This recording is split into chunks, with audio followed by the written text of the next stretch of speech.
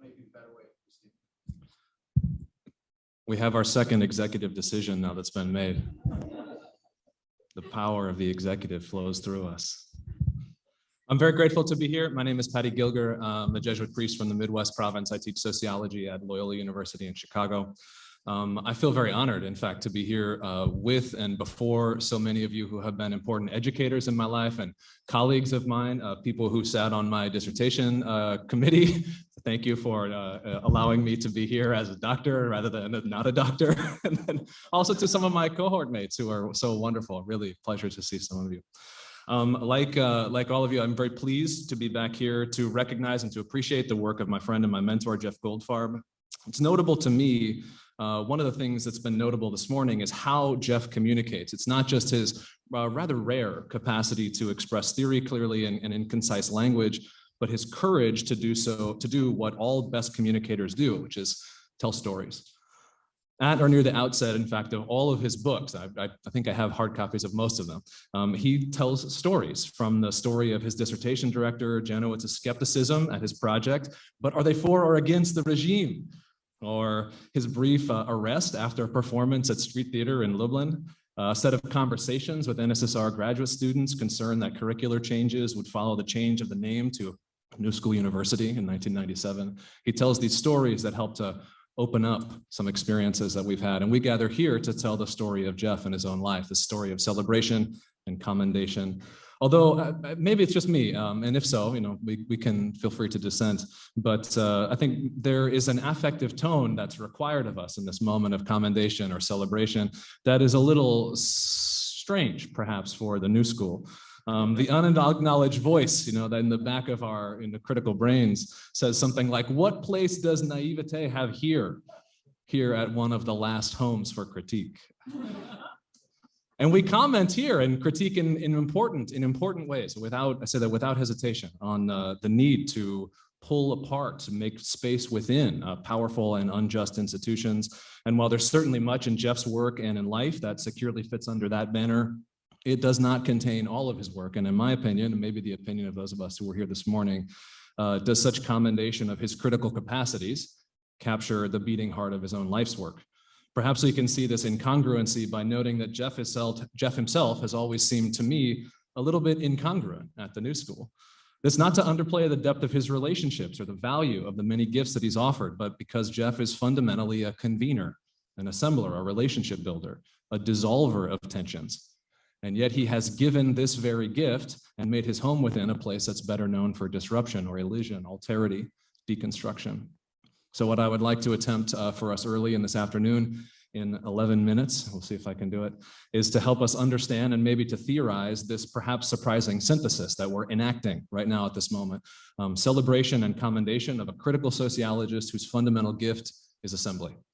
The bridge I am attempting to build here this afternoon is built upon the work of two critics of critical theory, who are themselves still critical theorists, Zygmunt Bauman and Bruno Latour. I have been trying to get Jeff to read the opening chapter of Latour's Liquid Modernity since I have known him. Thank you, Bauman's Liquid Modernity. And you have, wow. Maybe I'll skip the next 3 pages.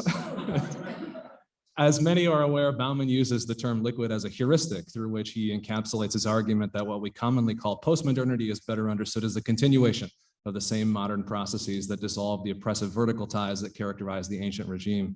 This understanding of modernity as a process, as modernization or liquefaction of what came before, lets Bauman make a distinguishing point not only between the medieval and the solid modern forms of the world, but between its solid and liquid forms as well.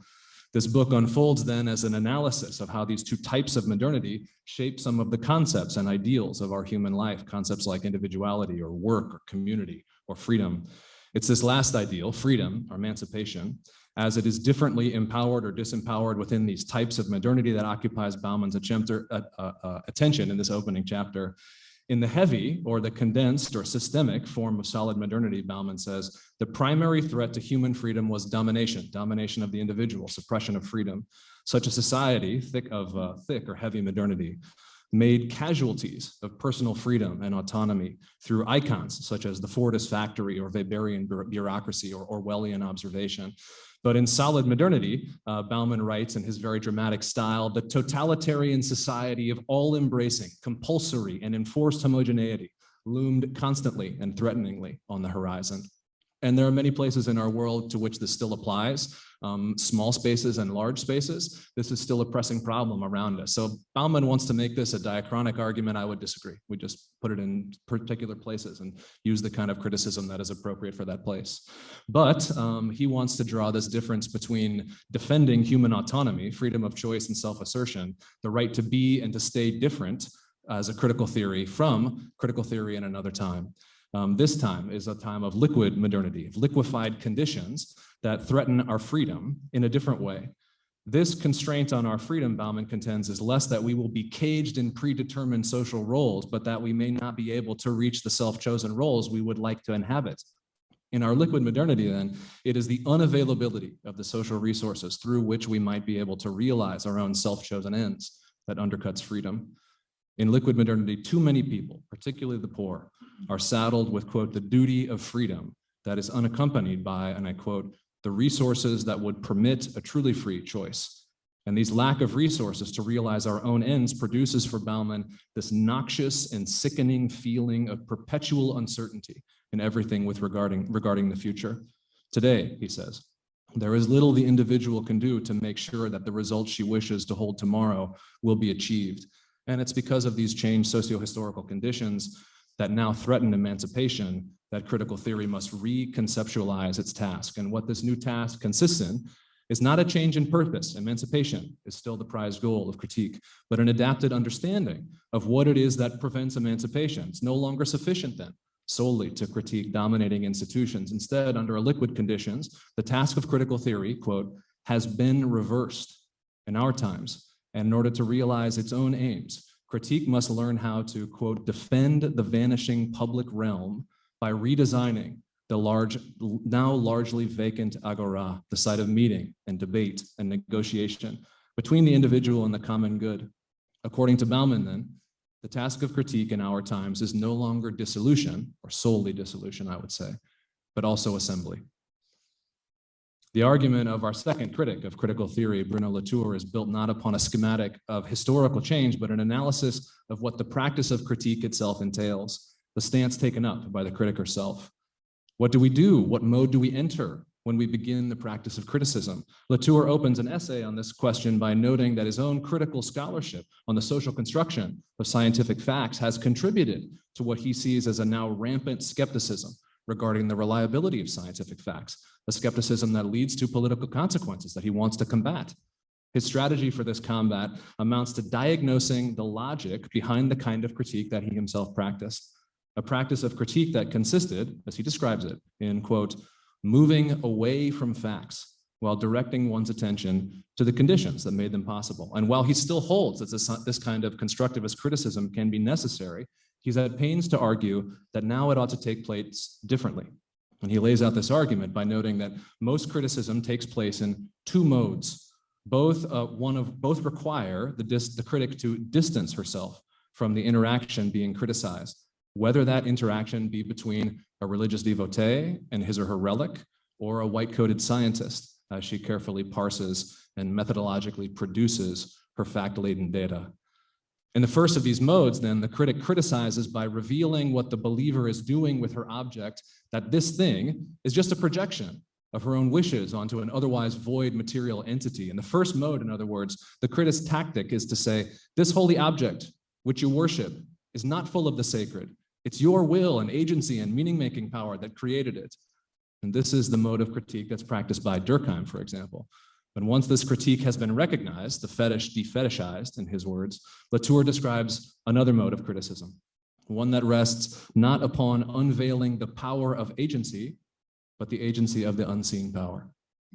In this mode of criticism, the critic says, you may think you were free to create this fact or this fetish by your own ingenuity, but you have in fact very little agency. What you call agency has just been provoked in you by structures of power, gender, class, race, secularism, the powers in which we live and move and have our being. This is the mode of criticism practiced by Foucault or Jalal Assad, for example. But the point Latour wants to make is that although the tactic used by the critic in each mode differed, something else has remained stable as Archimedes' famed point, the distantiated position of the critical critic. Regardless of the tactic deployed, that is, criticism amounts to a closed loop in which others are naive and the critic sophisticated. It is just this strategy of producing the invulnerability of the critic that cooks up what Latour himself calls, I quote him, the potent euphoric drug of criticism. We all are addicted to it. After all, regardless of what the interacting agent says, the facts made me do it. I made the facts myself. They're wrong, and the all-knowing critic correct. For Latour, then, the upshot of this criticism is not that we ought to abandon criticism itself and slump back into the naive world of raw acceptance of everything that's given. Instead, Latour offers another criticism, a criticism of critique practiced solely as distantiation and deconstruction, rather than also as proximity, upbuilding. What this analysis that he offers shows, in other words, is that the constructed social world, made up as it is of both facts and fetishes, is a fragile thing. And because it is a fragile thing, it is, I quote him, in great need of care and caution.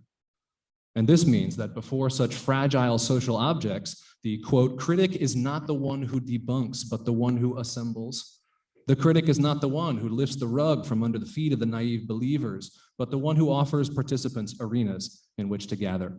So rather than stepping back from our socially constructed world into the protective bubble of deconstruction in which the critic is invulnerable, the critic in our times, the critic that Jeff is one who draws nearer to a fragile social order in order to help hold it in place. For Latour, as for Bauman, the critical task is not only to defuse the constraining power of social institutions by showing that they are socially constructed and therefore malleable, but also to produce and sustain the space, civil society, the public sphere, in which just such agonic criticism happens. It is to make politics possible. Although Bruno Latour and Zygmunt Bauman do important work in sketching out these outlines of criticism, that it might operate otherwise than by deconstructing domination, they offer a few clues as to what a post-critical criticism might actually look like. But it is just this project that, in my opinion, Jeff has been engaged in for decades, with or without his own awareness of it.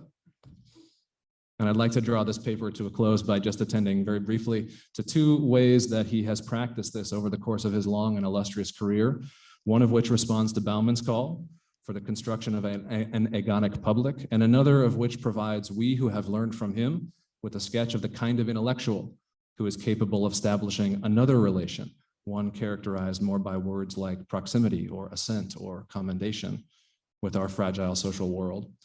With regard to Bauman's concern, then, that critical theory must reorient itself, Jeff has pushed again and again toward a conception of culture and of politics that assembles publics, large and small. In a recent essay with Yifet Gutman, from whom we've also heard today, or will, I hope, he summarizes his thought on the interactional nature of the publics that we inhabit. Publics, he and Yifet write, only metaphorically appear as structures. They're given their structural appearance through patterns of social interaction. They are culturally constituted. As he wrote in The Politics of Small Things, then democracy, the public, is in the details. But Jeff has assembled this public not only in theory, but also in practice. And we heard about this morning in many ways. His second practice responds, I think, to Latour's concern that would-be critics lean closer to the fragile social world that is always in need of assembly and sustaining. And we can see this by remembering that Jeff has argued, as Siobhan told us this morning, that the role of the intellectual is not only subversive, which it is and remains, but also civilizing. And so our democratic task is not only to ask uncomfortable questions, but also, I quote Jeff, to facilitate discussion among those who disagree about the answers to questions. It's his attention to both of these roles and his refusal to collapse criticism into the category of subversion that provides us a model of scholarship that establishes, I think, the possibility of another culture of criticism. Just as, in Jeff's words, the cultural world of the arts, philosophy, the sciences present critical alternatives to the dominant value system, so also ought we, as critics, learn to inhabit an alternate culture of criticism. than our habitual practice of subversive criticism. In light of all of this, I'd just like to say that the critical sociology of Jeff Goldfarb is, I think, a sociology premised upon and seeking to preserve the power of the unfinished thing against all ideology, even the ideology of criticism. His resistance to ideology is so thick that it cuts across not only totalitarian powers, but also the practice of criticism's own tendency to slip into ideology. And it's when the latter is the danger, which again is not always the case, that Jeff's work and person show us how to assemble an agonic, incipient, unfinished, natal public. So while we are here to celebrate you today, Jeff, we're here to celebrate him. If I might step inside your own post-ideological democratic mind for a moment, what I think you are here to celebrate is not you, but this, us. And not just us as individuals, not just because we honor you, but us as practitioners in our own turn of the small politics he has modeled for us. This is an unfinished politics that is powerful not because it is complete or perfectly able to realize its ends, but precisely because it is weak and incipient and vulnerable. So, Jeff, we attempt to honor you today, not just with pleasing words, but by becoming the kind of critics you have taught us to be, democratic intellectuals who are critical not because of our capacity to crack the code on each form of repressive ideology, but because we also seek to assemble and empower an agonic and therefore democratic public. Thank you for pointing the way, walking with us.